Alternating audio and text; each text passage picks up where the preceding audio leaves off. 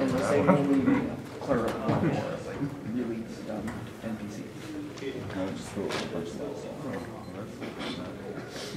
really good. Like too much of it, just like, All right, it's 10 a.m. If someone would love to knock the door shut, that would be awesome.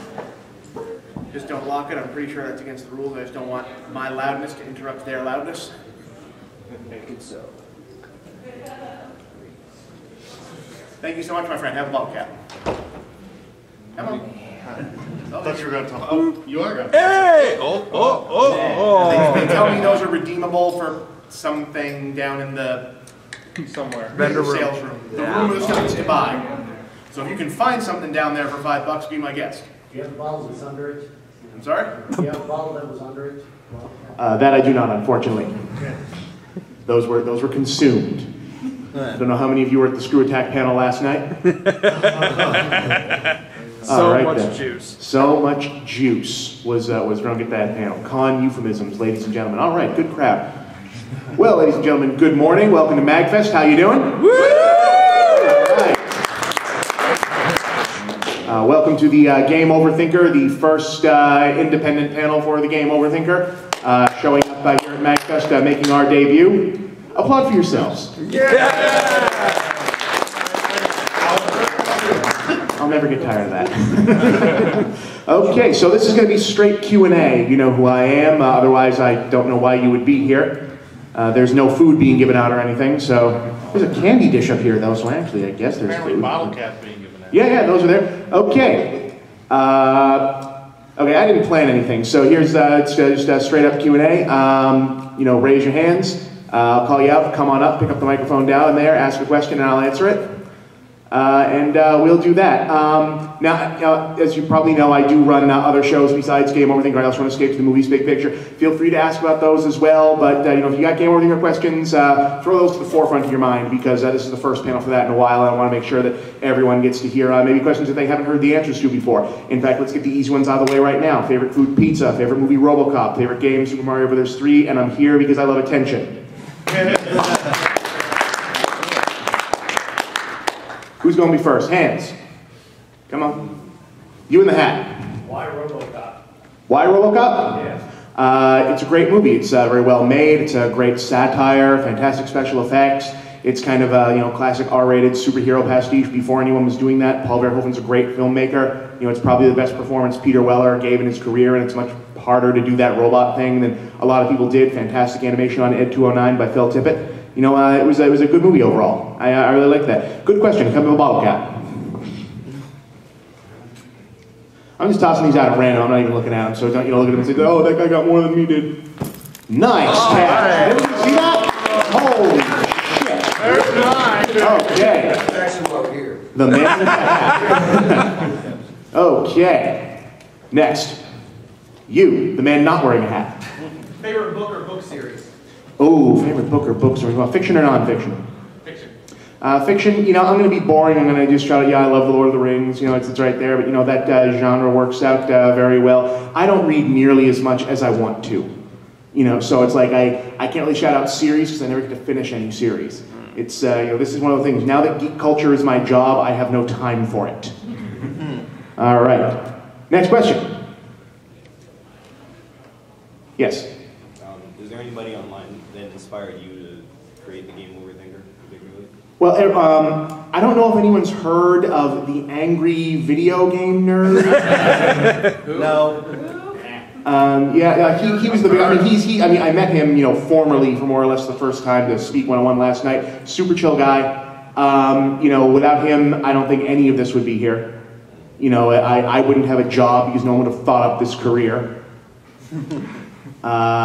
Yeah, I mean, you know, he's there, obviously. You know, a lot of the people that are my contemporaries keep me going. You know, Channel Awesome has a great crew, and the fact that they put out so much content, and that there's so many of them, it's, you know, you can't relax because someone else will creep up and jump right in front of you. And, you know, you need to stay on top of that. So all those guys. I got to meet a bunch of them last night. Louis Lovog, Linkara, super cool guy in real life. Lindsay Ellis, Nostalgia Chick, ran into a lot of their crew. They're running a panel over in the other room for their new Shea Apocalypse site. Good stuff. Check them out on the web. But yeah, that's where that is. I'm going to randomly throw a bottle cap to whoever that was. Among Us. Yeah. Oh. I'm probably going to run out of these, so, you know, so try being open. Someone's knocking. Feel free to open. Oh. Okay. Housewood. Come on in, guys. It's okay, you haven't missed anything. Good, thanks. Roll on. No.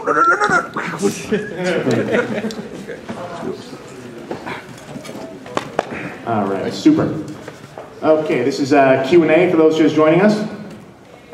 Now, I am going to run out of these bottle caps at some point, so don't nobody get on about that. This guy's had his hand up for a little while. Yes, sir. Come on. So Ubisoft recently said that they weren't interested in selling their franchises out for movie rights. Do you think that they are the company to really stick to their word on that? And if not, what company you think could really do that? Well, Ubisoft is a special case. They're not selling their stuff out because they've started up a film division so that they can greenlight their own movies.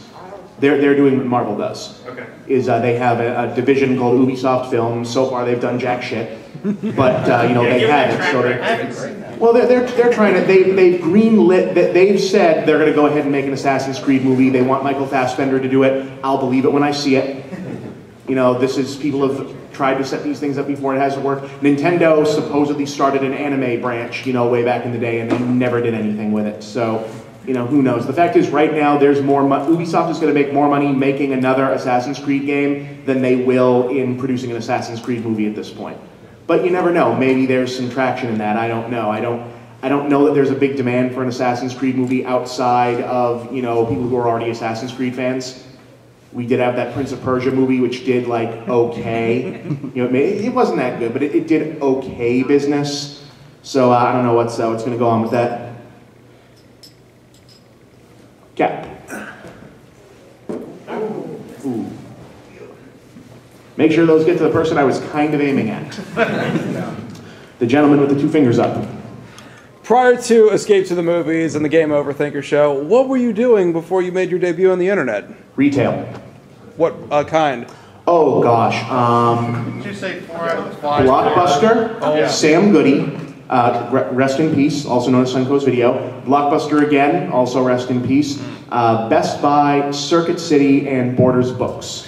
And a little ways before that, just as I was starting out, I briefly had an office job doing data entry for a company and this was literally the only reason I was able to get a job in that economy, which was already going bad 10 years ago, was the data entry was manually typing in forms, letting people know that they'd been let go from various companies. Oh. You want to talk soul crushing? It was a boom time for the layoff industry. Oh my gosh. Yeah, that sounds like some made-up Coen Brothers shit. No, that's actually what I was doing. I was processing people's layoffs. So thankfully, The Escapist and Screw Attack, both literally at pretty much the same time, landed on my YouTube stuff and said, hey, do you want to get paid for some shit you were doing anyway? And so here I am. And it's all thanks to you people. Really, you're the heroes. You're the heroes. That's worth a bottle cap. This is a happy end. The story is. There are so many good catches here. Is everyone warming up for the Nerf Wars? Playing for the Turks football team. Okay, to the gentleman in the hoodie. It's so cool. And then the other gentleman in the hoodie, because I just pointed in two directions. You first, sir. Okay, this fast forward now, instead of talking about your past and history, what do you view as the next thing in video gaming? Could you be more specific? Technology. Next technology in video games. Well, I don't think we're done with motion yet. I really don't. I think we're done with Wii-style motion. I think, the Wii pretty much, and I dearly love my Wii for the things that it did right. And there were a few of those things. I'm not going to say many, but there were a few of those things. But I think that we kind of reached the limit of what replace flick your wrist with a button can do for a game there. But I'll tell you, when I've been playing a Wii game, when my controllers have been split between two hands, and I've been able to mouse over my TV, I honestly think that that's going to be the #1, enduring technological legacy of the Wii, will be being able to use a pointer remote as a mouse on your TV. And, soon enough, once we figure out how to make Kinect and Smart Glass not suck, You know, that I think that Minority Report shit is coming, and I think, you know, smartphone interfaces. I don't think we've seen the next level. You know, it's not about what's next, it's about what is going to be done with what's already here next. Remember, the technology to make the mouse, when Xerox invented the mouse and the pointer clicker, and then Steve Jobs stole it from them and built his entire career off of that, but we're not supposed to talk about that because he's passed on, we're all sad. But, yeah, there we go. You know, when the technology to make the mouse work existed since before computers with screens were a thing, and it's just no one had put it together yet. You know, the Wii was made out of 6-year-old technology. So, you know, it's about the innovators. It's, you know, who's going to get stuff first. It's probably going to come out of the smartphone and online realm because that is where the open source development is. You know, there's tons of great stuff people are hacking their Wiis and Xboxes and PS3s to do. It's, nothing's coming of it.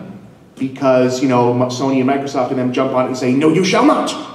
Because we are afraid someone's going to make it slightly easier to get our games for less money than we want them to be gotten for. And that was a good one. Oh, there we go. Everyone be helpful and make sure those get to who they're supposed to. And then the other gentleman in the hoodie, because you were up as well. Go on.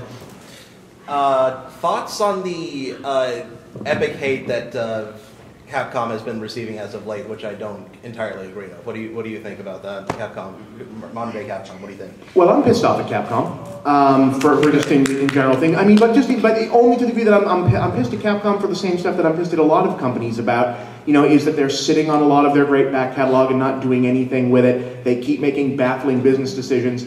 On the other hand, if I was Capcom, I would understand. If I was Capcom, I understand why sometimes they want to say F you to some of their fans. Because, you know, like, I love Mega Man, but if I were Capcom, I would be sick of every time I put out something that we pumped all kinds of money into and new things, and all anyone would wanted to know was when's the next Mega Man. And then if it's not something to do with NES style or SNES style Mega Man, they don't care. I'd be annoyed too. I can almost see why Capcom seems to take almost fetishistic pleasure in toying with Mega Man fans at this point, because, you know, companies can be assholes, so can fans. It's easier to forgive the fans because they don't have billions of dollars sitting behind them, but, you know, there are annoying fans. None of you guys, though. None of you guys. I know that for a fact. I'm reaching out psychically, and I can tell these are the good guys. That was aiming at you. But it'll get to you eventually. Remember, blind guy. Oh, yes, of course. My apologies, my apologies. No. I am deeply insensitive, and I apologize. No, it's fine, seriously. Okay, and you, sir, you, the gentleman with the beard. Alright. Looking at all the videos you've done, including Escape to the Movies and The Big Picture, what is the most controversial video you've done so far? Probably, well, by default, the most controversial ones are the American Bob stuff that goes up on YouTube, which is about politics. So those really generate more raw controversy. It really varies show to show. Game Overthinker, the one people got the most heated about was when the Anti-Thinker first showed up. And then directly, thank you. One person likes him, and it's and it'll get there. People will come around on him. He might be back. He might be.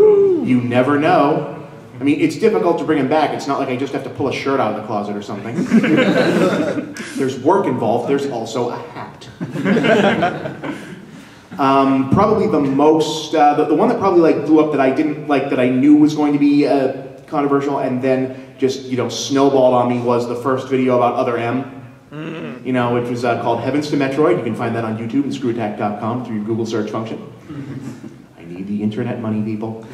But yeah, that was probably the most one, and I knew it was going to be. I mean, I don't do anything not looking for people to follow it. You know, but I put that one up and I was like, okay, I'm going to have some thoughts on Metroid here, and that's going to be that. And I just did not realize just how passionately the people who hate Other M, and how strongly they felt about it. I still don't quite get it, but I understand. So that was probably the most controversial one. I'd like it to be for one of the ones that was about something more substantive. You know, like I put up the big picture sometimes, and it, you know, goes into like some issue of, you know, racism, sexism, you know, things that actually matter. And I'd love for those to be the ones that get thousands of comments and my email box fills up. But instead, those ones come out and people are like, yeah, okay, whatever. You know, it goes through. But then, you know, it's like, guys, I don't think Other M sucks quite as much as other people think it sucks. And then it was like, no, you are evil. But, you know, such is the nature of the business. You know, these things do happen. Oh. I just like this frisbee action. This is fun. Yes, sir. You're either going to love this or hate this because it's open-ended. Okay. What is a question that you wish people would ask more often, and what is the answer to that question? Can I give you some money? And yes. You know, the thing is, if that is a really good question, by the way.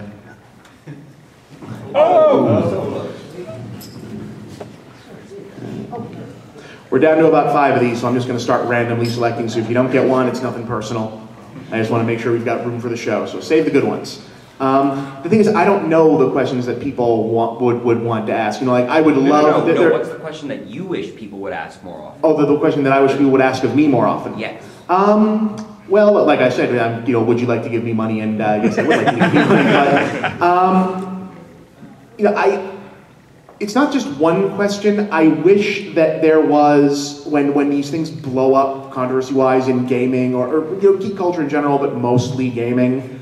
And I don't mean to single it out like that, but it seems like, you know, like in the run-up of, you know, kind of growing the fuck up, you know, that a lot of nerd culture kind of went like, you know, oh, we're in charge of shit now. Well, then we need to go up here.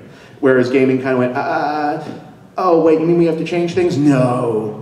And I don't necessarily know what happened there, but I wish that, like I said with the Other M one, like I understand that people had passionate feelings about Other M, but I wish that I wish that Oliver North being in the commercial for a video game freaked people out as much as Samus Aran not having quite as butch a voice as you thought she might. I wish that people cared more about that. Like I don't want games to not be fun anymore, and I don't want people to say, oh, you know, now it's always about politics and it's always about a message. But when something that hellacious happens, I wish that it was more of a meh. I also wish that I didn't need to tell so many people who Oliver North was. That was only like 15, 20 years ago, and it was kind of like a major thing. You know, it's like, when Hitler shows up, people at least know who he is still. They might think he's from like a Superman comic or something, but they get the general gist of who this person is. So I wish there was that, you know, deep thoughts. I'd like more deep thoughts. You can have both. You can have a smart medium with depth and also have a wacky medium with, you know, crazy shit going on, and, you know, there's room for Spec Ops: The Line and Lollipop Chainsaw.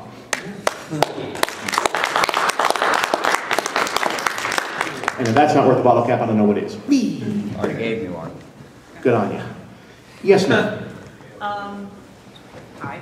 Hello. It took me a little bit, but I am really enjoying your side stories in the game Overthinker. Thank you. Why did you want to start doing that? For fun. Did the idea come from anywhere? Or? Well, the thing of it is I don't do a lot of pre-planning on anything other than topics. And even then, it's like maybe a day or a week of pre-planning, depending. You know, walking around, talking in my head, figuring out what I'm going to say. Like literally, the anti-thinker thing happened because I was thinking, you know what might be funny is if I put on a funny voice and did the opposite of myself for a couple episodes. And then I had fun doing it, and then, you know, there was a reaction. Some people liked it, some people didn't like it, some people tolerated it. But, you know, it's just the way things went down. And I thought, you know, this is kind of fun. Maybe I could keep doing this. I like making movies and playing around with special effects and whatnot. And the fact that I was always had one of those cooking, you know, kept me on point to continue doing, you know, the regular parts of the episode. Because there would be times for a while when I was doing it when I would, like a month would go by and I was like, man, I should make another episode. But nothing's happened. We're in like a period between releases and no, you know, I checked the internet and I was like, okay, have any content creators gone nuts? No. You know, did Cliffy B kill a guy? No. Cliff Blazinski did not kill a guy. That's just like a random example coming out of it. You know, it's unfortunately in gaming, the industry can close itself off from the rest of the media so spectacularly well that, you know, we don't get as many really good controversies and newsworthy things as, like, you know, if I was, like, you know, working mostly in comic books, you know, there'd be something new to do every other day because people can't keep Frank Miller away from cameras. You know, something happens every other week. You know, I don't envy guys who do that as a job for news. because they must. I wake up in the morning times and I flip through my smartphone going through tweets and I'm like, okay, because when you wake up and check your Twitter, it's backwards. So I usually come into it's like, oh wow, a giant smoldering crater. Well, how did that get there? And then I was like, oh God, who's responsible for this? Really? And then right somewhere in the middle, oh, Buzz Aldrin died. It's always just bizarre and strange and goofy. Yeah. So there's that. It's not about the planning. I wish it were. I wish I had these things like I said. It was like, yes, 3 months from now, this will happen in the story. I don't know what's happening next episode. I have a vague idea. Who's next? Yes, sir. Okay, so sometimes you have those games, like it's usually with newer games, particularly newer games, where you play a game and like a lot of the game is kind of fundamentally flawed. Then a sequel comes out and just like fixes everything and gets all better. For me, that perfect example is going from Uncharted 1 to Uncharted 2. It's just like a world of difference. So like, what's a game for you where it's like you played this game and it was maybe just not good, but there was something in there. You're like, if they had a sequel, they could touch this up and it'd be fantastic. Like, what's that game for you? Recently, I hope Bayonetta 2, makes. I really liked the first Bayonetta. I think that there's some refinements that could be done. I don't know that game needs to be as granular as it is. Where it's. I mean, like there are games where you need a lot of status updates and a whole lot of inventory to go through. I'm not sure that was one of them. It felt like I was just kind of like mashing through that one to have a party. So I hope the next one maybe dials it back a little bit and then says, maybe the combat doesn't need to be this deep. Maybe you can just shoot things. But there's that's how that goes. I think. You got another one? Pikachu up the back. Would you like some money? Honestly, as much as I joke around about that, I actually, for various legal purposes, I can't actually ask any of you for money. But thank you so much. I do appreciate that. You didn't ask him for money. Okay, someone who hasn't gone yet. Let's see the hands. Yes, sir.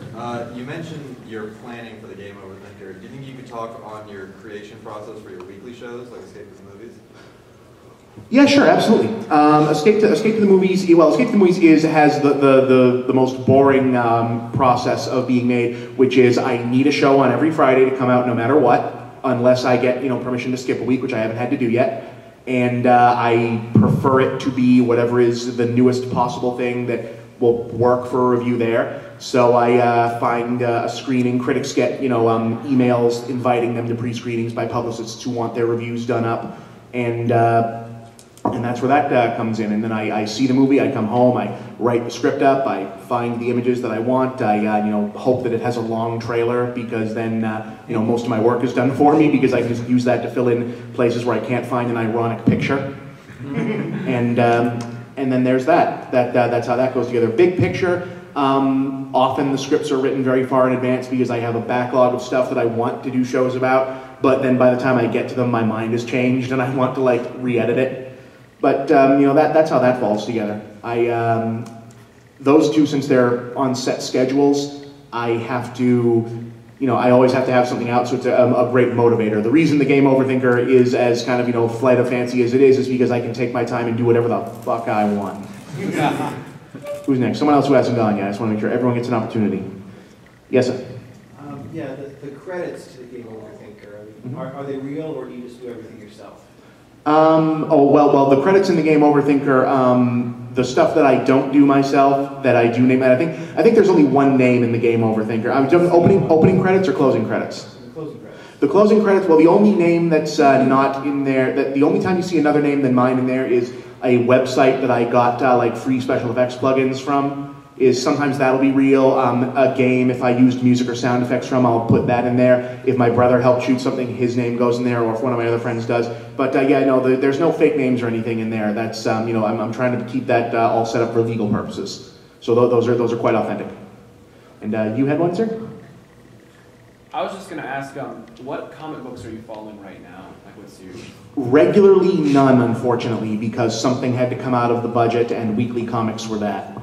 I do pick up Spider-Man trades when they come out in trades, so I do get those because I didn't stop reading after One More Day, Brand New Day.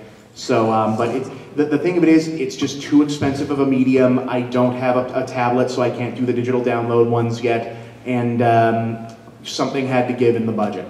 and that turned out to be it, which I don't like because it's there, but also it probably would have come out anyway because I moved into a new apartment and I have nowhere to put them. I can't have a bunch of long boxes all stacked up, and I don't like to throw things away. So, you know, that had to give. But when I try to follow the news and going-ons in all of the comics, and if something really like jumps out at me, I'll go for it. But otherwise, not quite so much. I wish I had a better answer to that. Now I sound bummed. It's the way of the world. Yes, sir. Yeah, go ahead. What was your favorite episode to make? To make? Yeah. Like of the Game Overthinker, so far I still had the most fun making War of the Thinkers, you know, which was the one that didn't have any, you know, commentary stuff in the middle. It was just the fight thing, because it was the first time that, you know, we did anything of a big production like that. And also, that was mostly all of the special effects and pieces and props in that were made from the remnants of a film project that I had been working on, which had fallen apart and which had cost me, I don't want to say how much money it cost, but I lost a lot of money on an indie film project that just completely fell apart, primarily my own fault. And getting to actually use the locations and use all the props and actually just get something out of that was just this big cathartic, like, oh yes, I didn't waste my life release. So that one I still think back to shooting that and thinking like, you know, that was fun. You know, it was also a good time to have, you know, my brother was there, his girlfriend was there, my best friend was there, some other people came to help us out, and it was a good production. And I enjoyed throwing that together. So I had fun making that one. Close second would be Ninja Mageddon with the Cryo-Thinker and Pyro-Thinker, because that was just fun. You know, it was fun to walk out into a field with guys in red and blue ninja costumes and a bunch of weapons and say, yeah, this is what we're doing. This is what we're doing. And you know what else? Someone is paying me for this. This is wild. So, all right, you've been trying to get back up again, sir. Go ahead. Okay, so the big picture video you did about your accent. Okay. Yeah, that does happen.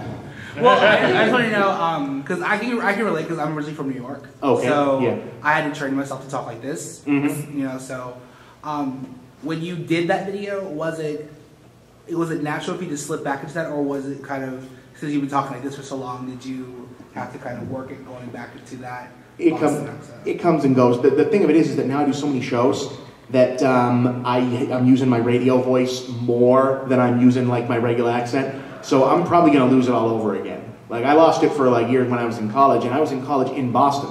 But if you have a townie accent and you're in the college there, in a college town, people know you're a townie, and you know your weekend is just going to suck. You know, it's just going to go. It's, you know, because and it's not like, you know, out of town girls. It's, you know, the lowest. It's like, shit, I can date this guy anytime. You know, these things happen. But like, I wish there was a more high-minded technical reason for it, other than it's easier to edit. But that was the original. You know, when I learned that I could fake, you know, more or less the voice that you kind of hear me using now. I'm tired enough that I can't keep track of what I'm sounding like. Yes, sir. Yes. First of all, I just discovered you on YouTube and The Escapist. And cool. You do great work. I spent like an hour watching a lot of your videos, just marathoning them, and there's some really good material in there. Thank you. Here's a question. What movie or video game do you feel that it's been getting a lot more attention or a lot more praise than it should? Like, everyone loves this particular movie or video game. You just go, that wasn't that much. I mean, it's like that. What? I can't speak authoritatively on recent games because like, you know, now that video games are my job, I have no time to play them. So, you know, people tell me this, that, or the other thing is overrated. I don't know. What about in the past? Oh man, I'm going here. Go ahead.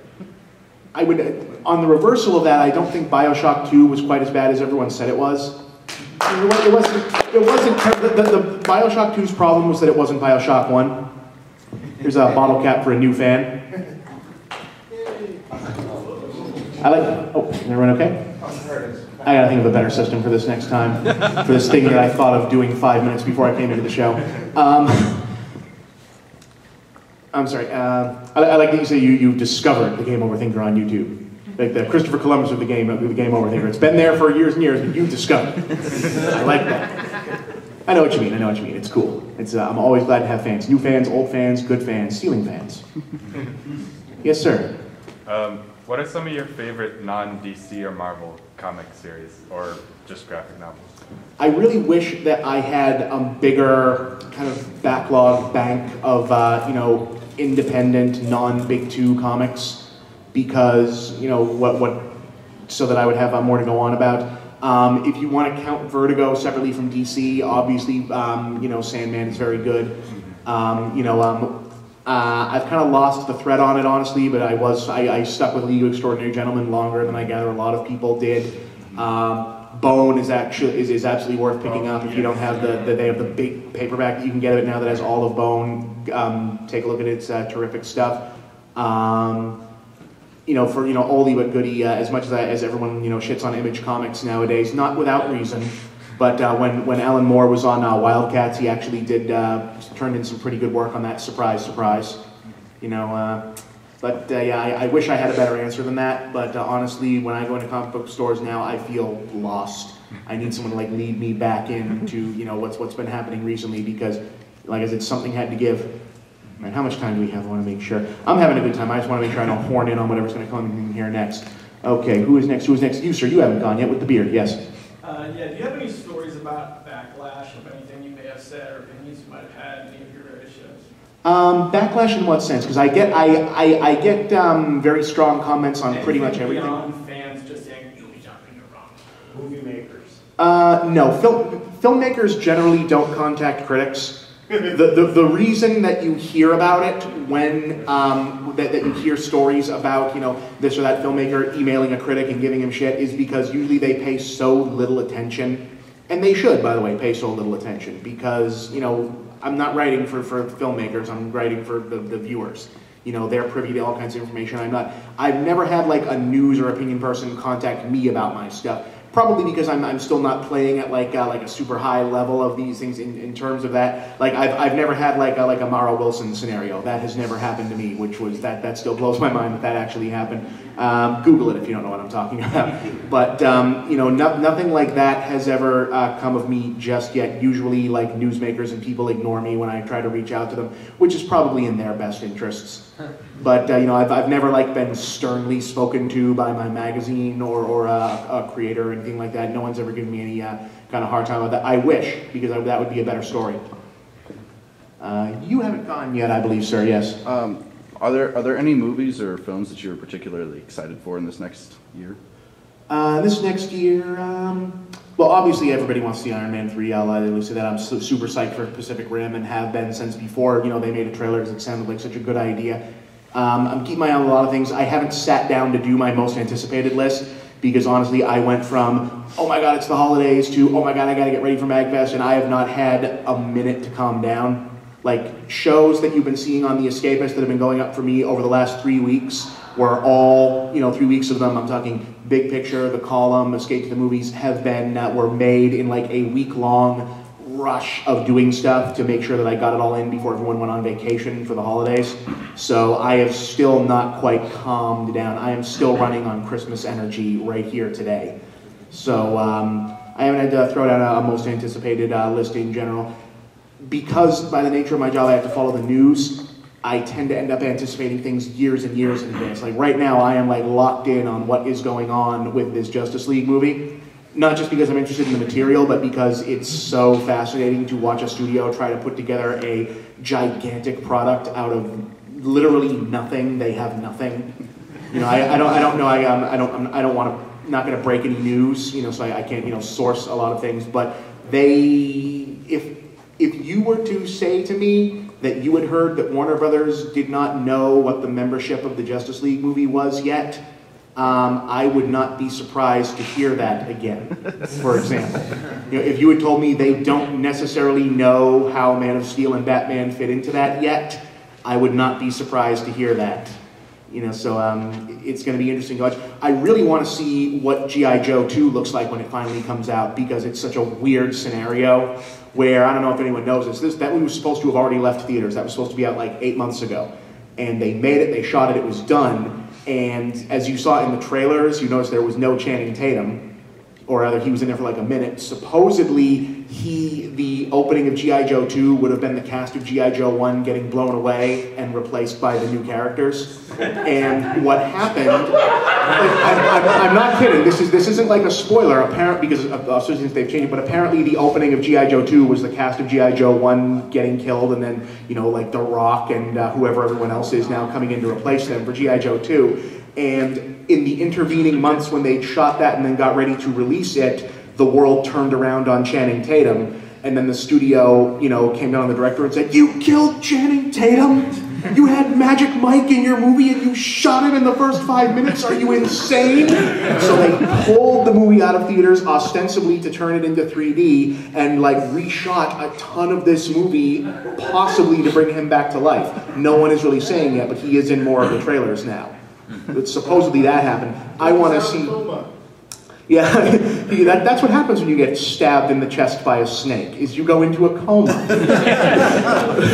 But, I want to see what that looks like. Plus, as a kid, I loved G.I. Joe. I know it was stupid, but, I loved it. It was fun. But any trailer absent any other G.I. Joe movies where your money shot is the Cobra flag being raised over the White House, I don't care who you are. If you know from that, if you have any connection to that franchise at all, that's awesome.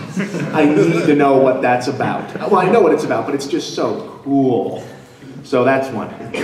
All right, thanks for that. That gave me the opportunity to talk about G.I. Joe. So there you go. By the arbitrary rules about throwing them out. Yes, ma'am. That sounds so formal, ma'am. I'm sorry. Yes, okay. I apologize if this puts you on the spot, but it's one of the things. Please put me on the spot. That's what I'm here for. Okay. I generally agree with a lot of the. I agree with the opinions that you.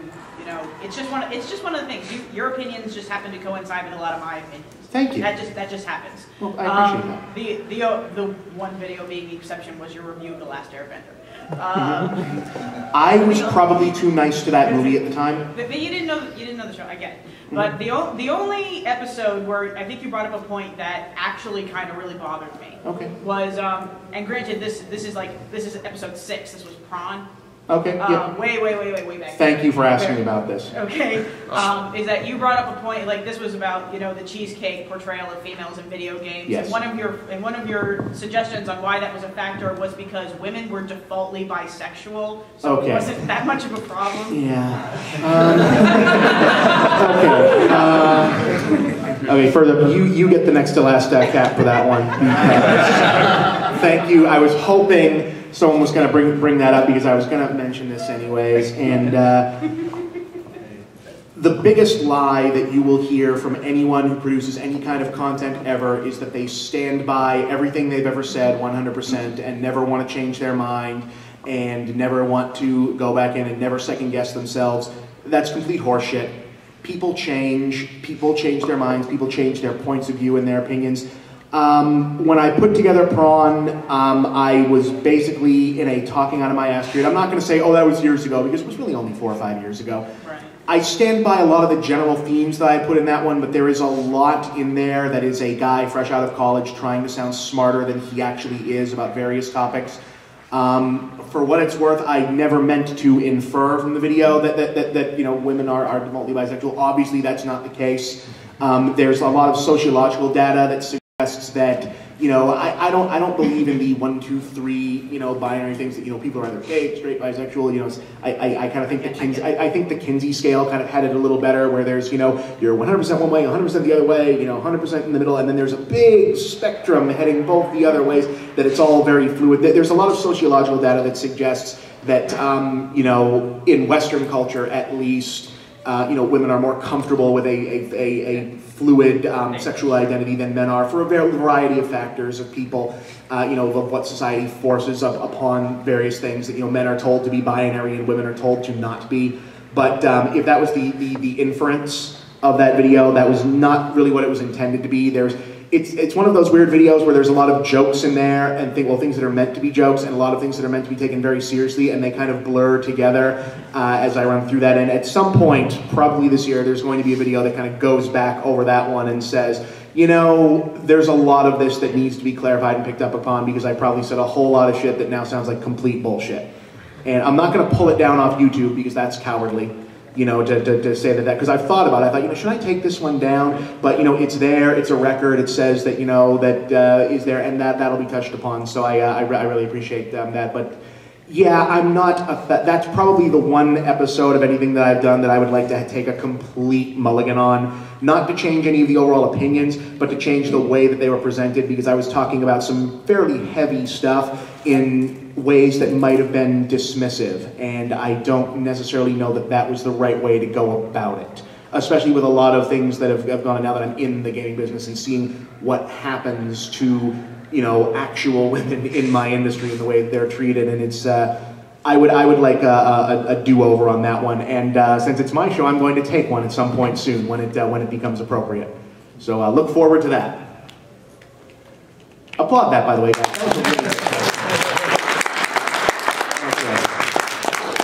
I don't think I've heard from you.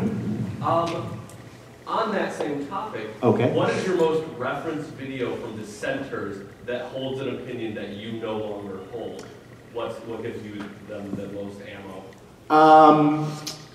From censors or from From people who disagree with you, and then they use that opinion that you once stated that you no longer hold. Ironically, I don't know of any thing that I've said that people use against me that I no longer hold. I think that there are things that I've said that I wish people would not parrot in my name. One of them coming right out of the prawn video, which the prawn video kind of ends on this supposed to be funny coda about well, maybe the ladies should be nicer to the fellas and these things, and it was meant as kind of like a Revenge of the Nerds-ish sort of gag on there, but unfortunately, having not yet been exposed to the MRA movement in full on the internet, didn't realize that I was going to get passed around on that one. So I wish I'd hear less from that one. The number one thing that people think that they've got me on that I wish that I could stop hearing about just because I'm sick of explaining myself is the very first big picture, which was about Halo and racial division things, and we have like a multicultural race as the bad guys, and that it's sort of like perpetuating the idea of like the mud race versus the pure race, and one of them is called the Spartans. Isn't that interesting? The Spartans were eugenicists. I was asking people to think about these things. I wasn't saying that Halo was a fascist game. I don't know the people who made it. Maybe some of them are. I doubt it. But I wish that people would, listen to that one more clearly. But then again, obviously that was made to get some attention. It's the first episode of a show on a video game website. I said, you know what, I'll ask something uncomfortable about Halo. That will get, some attention first off, because this is a business. If people don't watch, I don't make money, and then I have to go back to entering other people's layoff slips and data entry, and I don't want to do that. So, and people say, it's like, you just did this for attention. Yeah. And you know what else? When the Red Sox batter steps up to the bat, he tries to hit that ball because that's what he's paid to do. That's what I'm there for. I've never said anything that I don't believe to get attention, but the strength of an opinion, it's like, that kind of bothers me. But if it really bothers me, that might be good for business. So maybe I should think about if this really bothers me. But I've never lied. I've been wrong. I've said things that were dumb. But I've never lied to you, and that I can stick by. So I hope I never lie, knowingly. Yes, go ahead. I know you talk a lot about the subcultures and niches in video game communities, especially the Xbox Live community and whatnot. Yeah. Which game community do you think is like the most tame? Which one do you think we can learn from the most? Because there's like the fighting game community, there's the shooter community, there's the rhythm game community. Well, there's layers to it. I don't think there's any gaming community that is like better than one or the other. I'm trying to think of who would probably be there. It feels to me like a lot of the Japanese in the West, but centered on Japanese games, communities are a little bit ahead of the curve in terms of welcoming other types of people into the club. Not fully. I mean, the fighting game genre is pretty much exclusively Japanese games at this point, and we saw what happened there. That was an unfortunate thing that happened. But in general, I see a little more, not more diversity per se, but more openness to the idea of it. Whereas the shooter community seems to be a little bit, if not less absorbing of it, openly hostile to it, and that's kind of a problem. But I don't think it's anything that has to do with the games, I think it's a lot of the audience and the way it's marketed and the way it gets through. You know what, I'll just be completely honest about this for a second. If the primary audience for anything is teenage men, it's going to be an unpleasant community for a big, long stretch of things. Listen, I was a teenage man. I know a lot of teenage men. Teenagers are half-formed humans mentally, and a lot of the times haven't figured, they're still sort of puffing themselves out. Our culture tells, especially young teenage men, to, assert yourself, beat on your chest, embrace this, sort of alpha male thing, because otherwise you won't reproduce and the species will go, and et cetera, et cetera. So it's going to have an unpleasant effect in that way. But I would say probably like the shooter community is the one that needs the most work.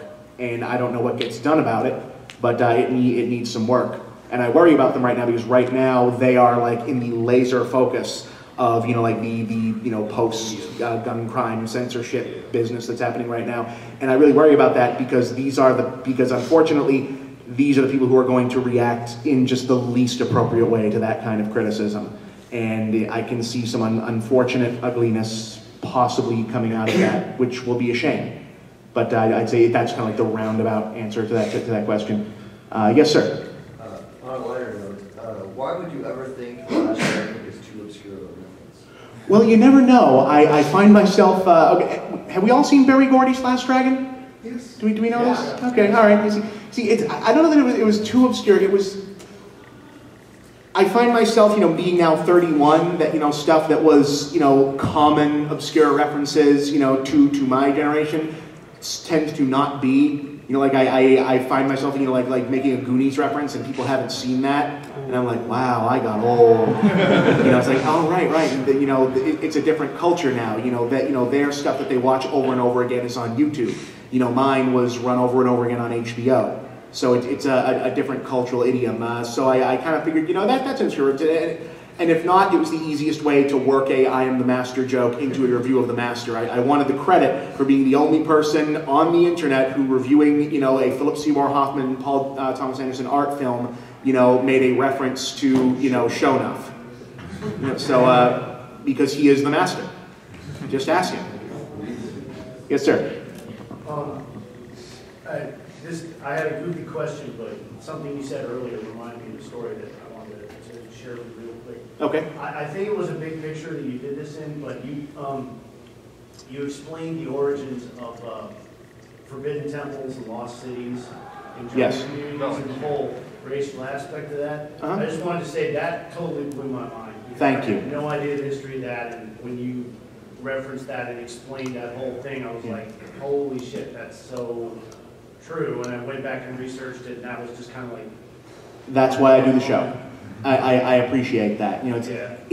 I'm always a little nervous putting up anything that has that kind of, question the background of the stuff that you love coming, because a lot of the times people hear that and they say, well, are you telling me not to like it? No, just, recognize that this is where it comes, and maybe there's a little more appreciation for where it comes from. So I thank you so much for saying so, because that was one of those episodes that came out of, I was on a deadline, I was like, I need to talk about something, and I landed, I was like, this is something that I just kind of know because I've been, in school and they take you through art stuff and, like history of Western literature stuff, it comes up. And I was like, this has always been in my head, but I don't know that I've heard anyone reference this out loud in talking about one of these games. Well, why the hell not? I can get 5 minutes out of that.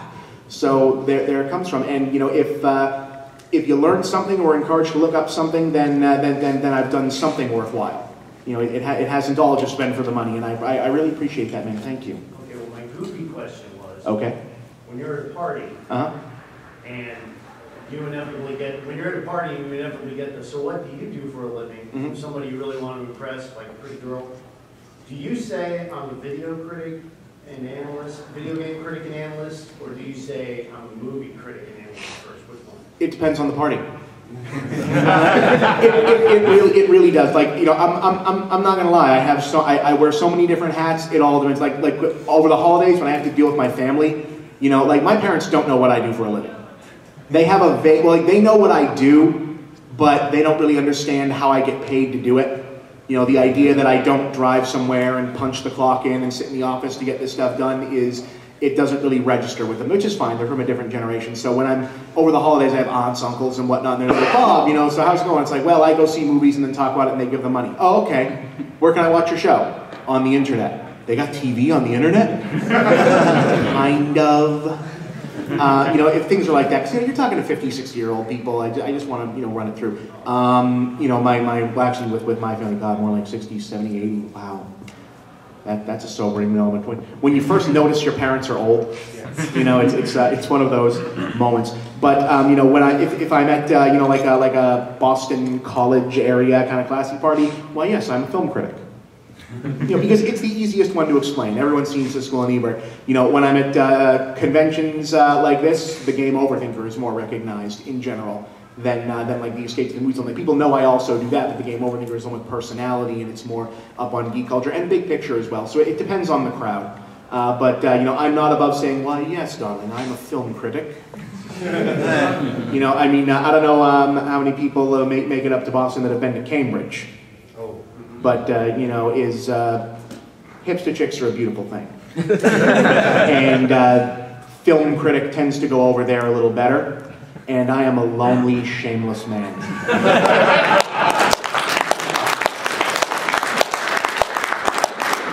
But I've never bought a fedora. I don't have the head for it. Yeah.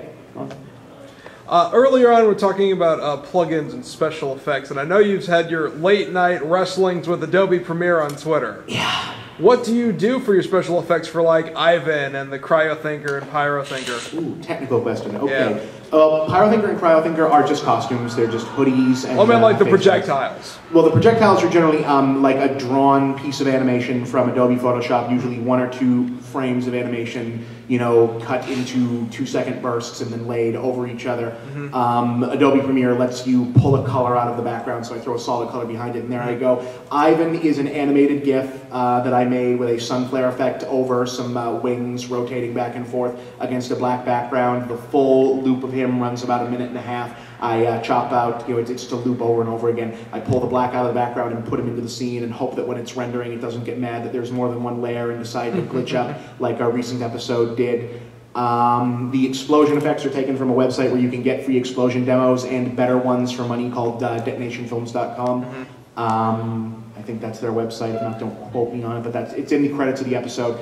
That's where I get those from. The green screening effect is part and parcel to Adobe Premiere's package. I'm working on getting a copy of After Effects because apparently that makes the effects better in there. Adobe makes wonderful products. I just recently got CS6. There's like a student website to get like the whole master suite at a discount. I was like, I've got all these tools. How do I use them? The reason I was able to start doing this was because I kept my student copies of things from college.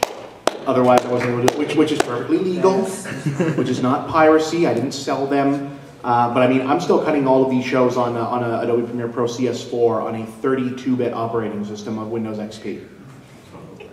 Yeah. Okay, I think we found the problem. Well, yeah, but the thing of it is that the computer that it's running in has a beastly amount of memory and a whole lot of... like the software is old, but the guts are new and powerful. You know, when I take it into like Best Buy to have them service it and whatnot, they pull it up and they're like, "Oh my God!" Because I had a friend of mine who has access to some scary shit build the inside of it to make it run faster, and they look and they're like, "Oh my God, there's heat sinks within heat sinks." They're running in series. This is the only scenario in which heat sinks gets a laugh.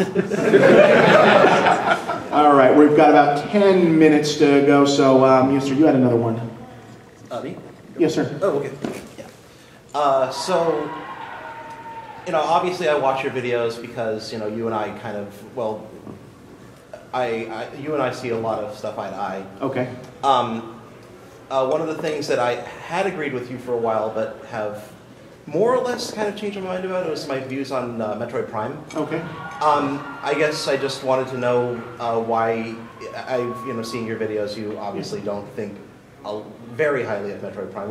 What can you elaborate on that? Can you tell me what? You know, I just don't love them. Mm-hmm. Like, they're perfectly serviceable. I played through them. I enjoyed them while I was playing them, but it lacks a certain thing that would make them like stick out in my head. Maybe it's that I have trouble investing in a first-person view character as a character. That could be it. You know, it could be a lot of things, but I mean, there's a lot that I really like about the Prime games. I love that you can see her reflection in the visor. I think that's such a great, you know, little creative extra reminder. It's like, by the way, you know, this person you're playing at is someone different than necessarily you, which is different than other first-person games where it's like, no, this is you. You are this guy. But you know, it's like, I don't hate them. There's nothing wrong with them. They're just not fully my cup of tea. You know, I recognize that they're a good version of what they have. I think by default, the Wii version of first-person controls is probably the closest thing to keyboard and mouse on a console, and made it by default better than a lot of other shooter controls. But there's nothing wrong with them. With that being said, you know, you really like Bioshock. Do you still get the same kind of feeling, like, you know, oh, this is you? You know, does that not give you that same feeling? Well, Bioshock incorporates that into the narrative, where, you know, it's you're a guy that doesn't remember who he is and doesn't know how he's doing what he's doing. So in Bioshock, I can invest in a little more. But honestly, I gave much less of a shit about the main character of Bioshock than I did about all of the stuff going on around him. So I dealt with an empty, flat protagonist in Bioshock because everything else was so interesting. Great, yeah. So thank you. Okay, so okay, 5 minutes, thank you. Yes, sir, go right ahead. Okay, well, on the topic of Bioshock, you brought up Bioshock 2 earlier. It has like probably like one of the like maybe like 5 critics on Earth who like won't like say that's the worst game ever. Yeah. Quick question: have you played the Minerva's Den DLC? No, I have not. I would highly, especially if you were interested in like the story of Bioshock, or especially disappointed by the ending, I would highly suggest that you do. All right. My question to you right now is though, like, what was your favorite weird game of 2012? Lollipop Chainsaw. Woo!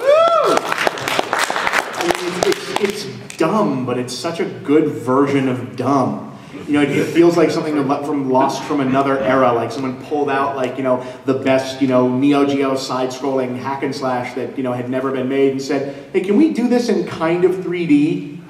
You know, I could see that game in an arcade in like the late 90s, and for me, that's high praise. You know, I thought that was great. Plus, I'm a big fan of James Gunn, and I'm so glad that he didn't manage to get him thrown off of Guardians of the Galaxy yet. I'm holding out that maybe, because he's a live wire, but I think he's a great writer. I love what Sudi 51 does. That's definitely my favorite quote-unquote weird game. All right, do we got time for more? 4? Okay, all right. Who's name?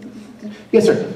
One of my favorite big picture episodes was the one you did on the space shuttle, because I have a real passion for the space program. My dad passed down to me. Okay. How close have you been following Mars Curiosity, and does that give you more hope that we'll start taking space travel more seriously? I've been following Curiosity pretty closely. I'm not optimistic about government-funded space travel because, unfortunately, we're out of money.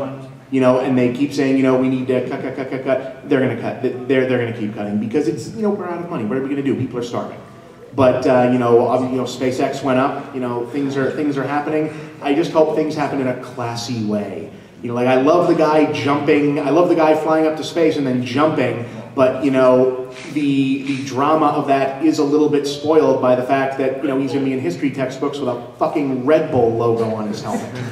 You know, like I'm not the most patriotic man in the world. I'm not, you know, Captain America or whatever. But you know, the guys on the moon landing, they go up and they put down, you know, the flag of their nation and say, like, you know, we did this, us, you know, this community, country of people, and our spirit and perseverance does it. Maybe, you know, jingoistic mythological bullshit, but you know, there's something more meaningful than going down and landing on Mars and going, you know, it's like Mars, brought to you by Nike. You know, it just doesn't feel as good, you know, when, you know, like you know, First Contact, Zephram Cochrane goes up and he lands and he puts his, and you know, he does the handshake out, and it's like, yeah, this is the American guy, you know, I don't want the Vulcans to come by and see us and land, and you know, the first thing the guy does is, okay, now hold on, stand in front of this Pepsi logo, guys, because this is pretty big. Yeah. You know, it just doesn't feel as right. Maybe that will feel right in the future. Maybe Jennifer Government actually happens. Maybe that's there. But fingers crossed, you know. Do we got time for, okay, at least one more, let's go. You, sir. Me? Okay. Yes. What are some of your long-term goals? Like, are you like raising tolerance, you know, trying to get more people fans for video games, more people fans for movies? What are some like long-term goals that you have? I want to stop renting my living space.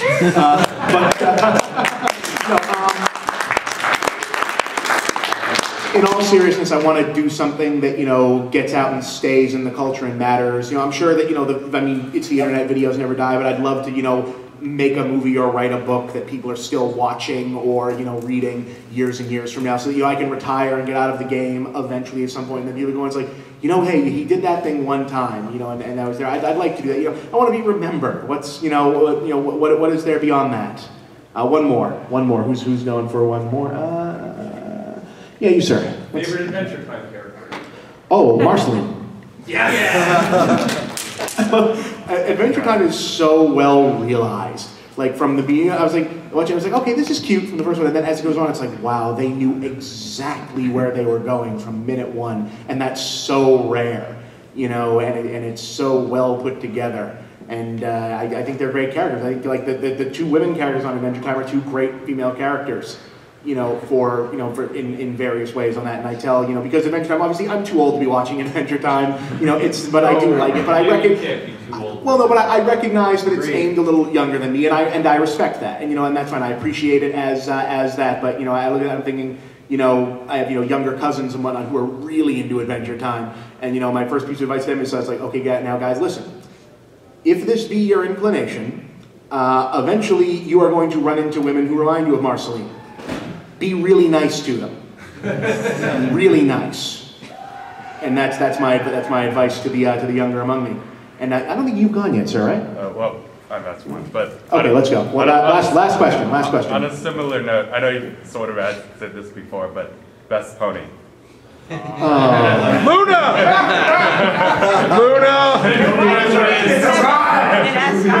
No comment. You're gonna get me in trouble here. Luna! They're all the best ponies. Is it time to admit that I had to look up what all their names were to do that joke?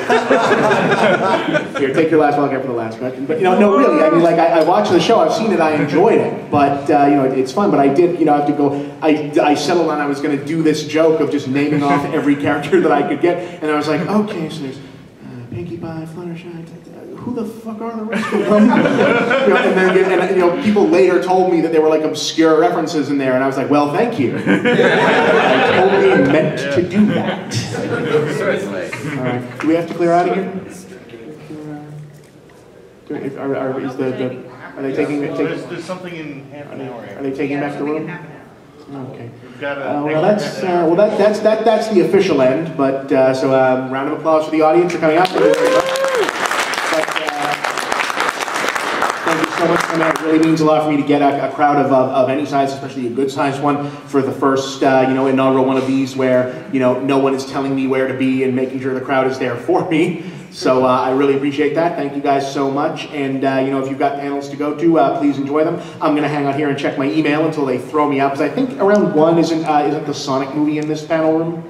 Is that happening? It might be in the big I think so. This is panels 4, right? Yeah. So I think it might be. I think that might be. So I'm looking forward to seeing that at some point. But I'm gonna, you know, hang out and, you know, check my equipment and whatnot. But if you guys got places to go, go to them and have a good day. But if anyone has anything else they'd like to know about, I'm more than happy to talk to you.